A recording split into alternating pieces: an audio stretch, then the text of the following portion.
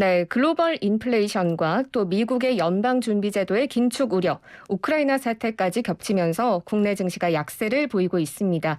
자세한 얘기 나눠볼 텐데요. 김민수 레몬리서치 대표 전화로 연결돼 있습니다. 대표님 안녕하십니까? 네, 안녕하십니까. 네, 올해 들어서 두 달 동안 코스피와 코스닥 지수가 10% 넘게 하락했습니다. 그러면서 두 시장의 시가총액이 162조 원 넘게 증발했는데요. 현재 네. 어떤 상황인가요?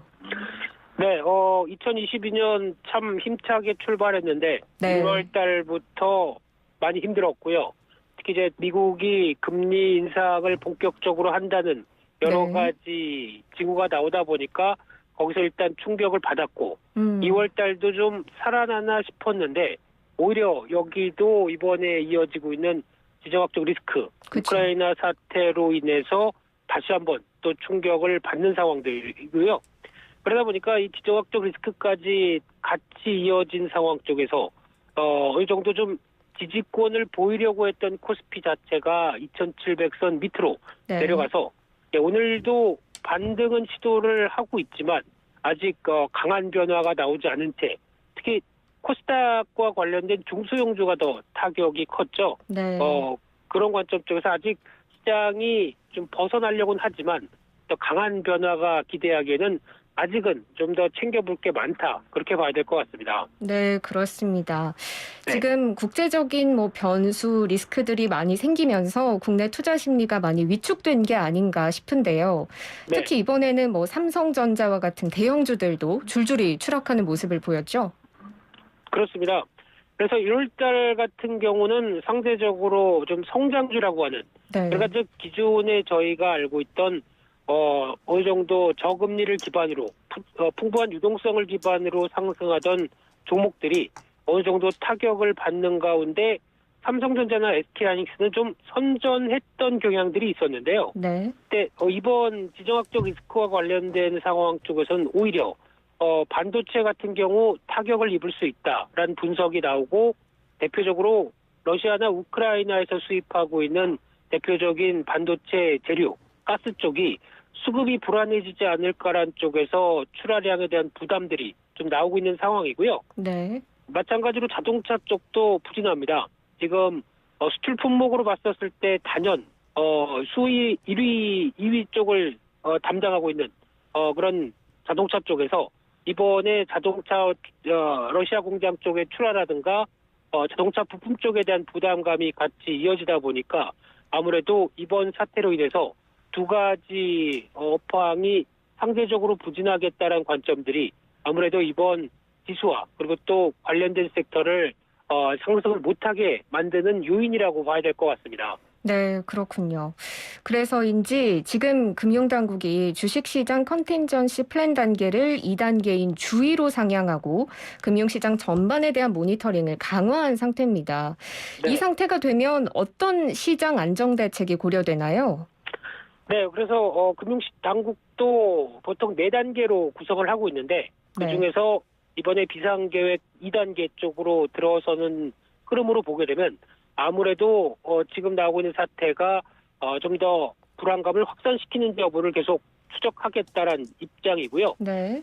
그리고 또 계속되는 금융시장 상황 점검 회의와 함께 또 이제 우크라이나 대책반까지 가동하면서 그를 통해서 나올 수 있는 수출에 대한 부담감들을 계속 좀 경감시키기 위해서 많이 노력을 한다라는 쪽으로 바라보고 있고요. 네. 게다가 이번에는 또 러시아 쪽의 글로벌 각국들과 함께 동조하면서 제재에 동참하고 우크라이나에 지원하겠다라는 입장들도 이번에 밝히긴 했는데요. 네. 네, 그럼에도 불구하고 이제 이 스위프트라고 하는 은행 간의 글로벌 자금 이동을 할 때 필요한 코드를 이제 좀 제한을 시키는 쪽으로 나오기 시작하게 되면 수출 대금을 받지 못하게 되는 경우가 나오게 되고요. 그렇죠.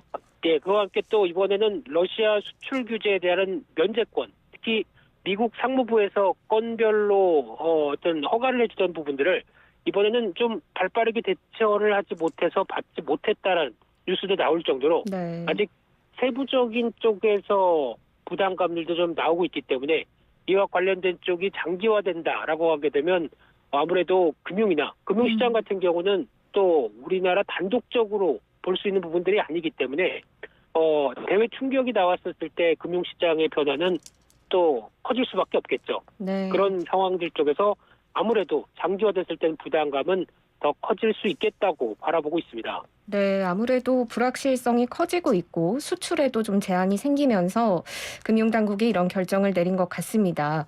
방금 네. 장기화되는 것에 대한 우려 이야기해 주셨는데요. 네. 지금 러시아와 우크라이나 이 사태가 길어지게 되면 지금의 변동성 강한 장세가 좀 장기적으로 지속된다고 봐야 할까요? 어떻게 보십니까? 네, 아무래도 그렇게 볼 수 있는데요. 특히 지금 흐름으로 봐서는 러시아가 이제 과거 어떤 우크라이나를 대할 때와는 좀 다르게 이제 좀 약간 전면적인 특히 항복을 요구하는 쪽으로 압박을 강화해 가고 있죠. 네. 예, 그런 쪽에서 우크라이나 같은 경우 수도를 중심으로 키예프에서 강한 저항이 있는 상황 쪽에서 특히 러시아가 요구하는 기존의 입장대로 어떤 우크라이나를 친러 정부 쪽으로 바꾸고 거기서 이게 나토와 관련된 쪽을 어느 정도 우크라이나를 어떤 우산 쪽으로 막겠다라는 입장 쪽으로 바라보고 있는데 그런 쪽에서 러시아와 우크라이나의 어떤 지금의 갈등 관계가 계속 어느 정도 접점을 찾느냐 여부라고 봐야 될 텐데 물리적 충돌까지 이어진 마당에서 그쵸. 접점 찾기는 힘들다고 봐야 되겠죠. 네. 그래서 얼만큼 이런 물리적 충돌이 오래 가느냐라는 여부가 상당히 중요할 것 같고요. 네. 그런데 주말 사이에 나왔던 뉴스를 보게 되면 러시아가 이제 추가적으로 중립국인데 나토를 가입하지 말라라고 압박을 하는 국가가 핀란드로 보이는데 이쪽에 대해서도 또 위협을 가하고 있다라는 뉴스와 함께 또 서방의 제재가 강하게 나오면 우리는 핵 공격에 대한 언급까지도 할 수 있겠다라는 부분들이 아무래도 심리적으로는 불안감은 점증될 수밖에 없다고 봐야 될 것 같고요. 네. 게다가 가장 중요한 부분들은 원자재 가격 동향인 것 같습니다. 특히 러시아와 우크라이나 같은 경우 대표적인 천연 원자재 관련된 매장량이 많은 나라고 네. 수출이 많은 나라인데 여기서 이제 제재가 길어지고 갈등이 길어질수록 어느 정도 글로벌 시장에 미치는 영향은 더 커질 수 있겠다라고 바라보는 부분들이고요. 네. 그와 함께 이 가격들이 뛰게 된다라고 하게 되면 인플레이션에 대한 압력들이 상당히 커질 수밖에 없겠죠. 그렇죠. 그런 쪽에서 물론 지난 금요일 이후로는 곡물 가격들이 급하게 하락하면서 상대적으로 안도의 한숨은 쉴 수는 있겠지만 또 상황에 따라서 바뀔 수 있는 부분들이고요. 네. 그와 함께 또 원유나 또 천연가스 이런 부분들도 같이 또 급등했다가 살짝 또 어떤 한숨은 돌린다고 하더라도 여전히 불안감은 계속 있다라는 쪽에서 이런 관련된 시장의 변동성은 커질 수밖에 없는 게 지금의 현상이 아닌가 싶습니다. 네, 맞습니다. 이렇게 불확실성이 커지면서 주가가 급락을 했죠. 그런데 월가에서는 오히려 주식을 사라고 권고를 한다고요. 이게 왜 그런지도 좀 궁금하고 정말 네. 주식을 사도 되는지도 궁금합니다. 네, 참 복잡합니다. 이런 얘기를 심리적인 부분들과 금융시장의 반응이 조금 빠르고 또 먼저 움직인다는 점에서 눈길이 가고 있는데요. 네. 가장 중요한 거는 이런 지정학적 리스크나 전쟁이 발발했을 때 과거 미국 시장 같은 경우도 9번의 케이스가 있었을 때 한 번을 제외하고 모두 다 발생 이후 꾸준하게 주가는 불확실성을 딛고 올라섰다라는 데이터도 있고요. 네. 그와 함께 전쟁이 발발한다라고 하게 되면 지정학적 리스크가 거의 피크다. 그리고 그 이후에 기간이나 그리고 또 확전의 패턴에 따라서 이제 금융시장에 대한 여파는 좀 더 안정적으로 바뀔 수 있었다라고 과거 데이터와 그리고 또 투자 심리가 말해준다라는 측면으로 보게 되면 일단 지금 단기 저점 확보하고 움직이는 금융시장에 대한 변화 기대는 할 수 있다고는 보여지고 있는데요. 네.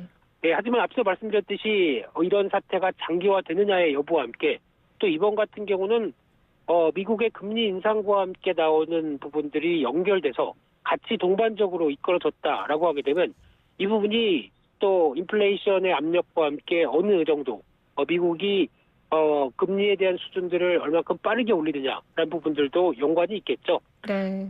따라서 변동성은 커질 수 있다는 걸 염두를 하시지만 어느 정도 많이 싸진 가격을 대응할 때는 분할 매수의 관점 쪽으로도 어느 정도 다가설 수 있는 흐름들이 되지 않았나 그렇게 보여지고 있습니다. 네, 분할 매수 이야기해 주셨고요. 또 금리가 네. 얼마나 오를지 FOMC에서 나와 봐야 알 것 같습니다. 네. 자, 그런데 이렇게 우크라이나 사태를 둘러싼 긴장, 불확실성이 지금 언제 해소될지 알 수가 없는 상황이라서 이럴 때는 좀 안전자산이 강세를 보이잖아요. 금값이 정말 빠르게 오르고 있죠? 그렇습니다. 최근 들어서 금 가격 같은 경우도 지난 2020년도 부근에 온스당 2,000달러를 향해서 가파르게 오르다가 네. 최근에는 잠깐 주춤하긴 했는데요. 그래도 보통 저희가 얘기하는 안전자산이다라고 하게 되면 대표적인 금이나 또 환율에서는 달러화나 엔화 같은 경우를 많이 꼽는데, 그런데 이 안전자산 이런 지정학적 리스크를 통해서 안전자산으로 강하게 회귀를 한다라고 하더라도 대표적으로 금 같은 경우는 솔직히 저희가 얘기하는 얘기로 먹을 수도 없고 그렇다고 뭐 배당을 주는 것도 아니고 네. 그러다 보니까 상징적인 의미가 좀 크다라고 볼 수 있는 상황이죠. 네, 그런 쪽에서 안전자산에 너무 또 비중을 키웠다가 상대적으로 또 위험자산이 변화하는 기회 요인들을 놓칠 수 있다라는 쪽으로 보게 되면 안전자산 특히 금에 대한 한계도 같이 분명히 있다는 것도 염두를 하시고 대응할 필요는 있다고 보여집니다. 네, 안전자산인 만큼 좀 그런 것까지 염두에 둬야 할 것 같습니다. 요즘 시장에서 은에 대한 이야기도 나오고 있는데요. 은은 네. 어떤가요? 은도 거의 비슷하다고 봐야 될 것 같고요. 그런 어떤 비금속 광물과 관련된 흐름들이나 아니면 또 뭐 구리나 뭐 니켈, 뭐 코발트 같은 약간 또 희귀 광물이나 아니면 또 시장에서 바라보고 있는 2차 전지 소재와 연결될 수 있는 또 특수 광물들 같은 경우도 네. 거의 경기와 같이 연결되면서 나올 수 있는 부분들과 함께 또 수요가 많다 보니까 또 같이 이어지는 부분들도 있다고 하더라도 네. 이런 부분들도 마찬가지로 어떤 수요와 함께 인플레이션 압력들을 같이 보이는 경향들은 있는데, 그럼에도 불구하고 똑같이 동반적으로 지정학적 리스크 때문에 급등했던 부분들은 어느 정도 안정권이 다가올 수도 있겠다는 쪽에서 지금 당장 급하게 관련된 섹터를 대응하는 것보다는 좀 더 추이를 지켜보시는 게 좋겠다고 말씀드리고 싶습니다. 네, 그렇군요. 한 네. 가지 더 여쭤보겠습니다. 우크라이나를 둘러싸고 있는 지금 지정학적 리스크가 국내 IPO, 기업 공개 시장에도 악영향을 미치지 않을까 좀 주목이 되는데요. 어떻게 전망하십니까? 일단 IPO 시장은 작년 하반기부터 약간 위축되기 시작을 했었죠. 네. 그만큼 기존에 저희가 IPO 시장에 대해서 또 이 청약만 하게 되면 돈이 된다라고 하는 어떤 고정관념이 있다 보니까 네. 상대적으로 많이 또 청약을 하시고 올해 같은 경우도 LG에너지솔루션이 거의 방점을 찍었는데요. 네.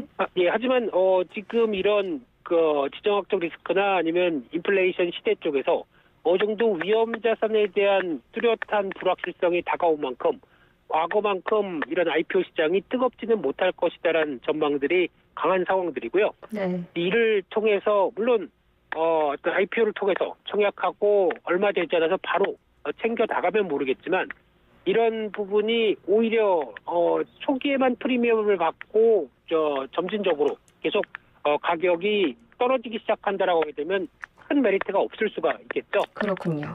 네, 그렇기 때문에 기업 내용들 꼼꼼히 따져서 보는 게 제일 중요할 것 같고요. 네. 시장의 어느 정도 성장성과 앞으로의 흐름을 맞춰갈 수 있는 대표적인 종목 중심으로 또 수요 경쟁률도 체크해 가시면서 한정적으로 대응하시는 게 더 좋지 않나 생각되고 있습니다. 네, 이런 시장일수록 좀 더 꼼꼼하게 따져보라는 이야기까지 해주셨습니다. 오늘 말씀 여기까지 듣겠습니다. 고맙습니다. 네, 감사합니다. 네, 지금까지 김민수 레몬리서치 대표와 함께했습니다.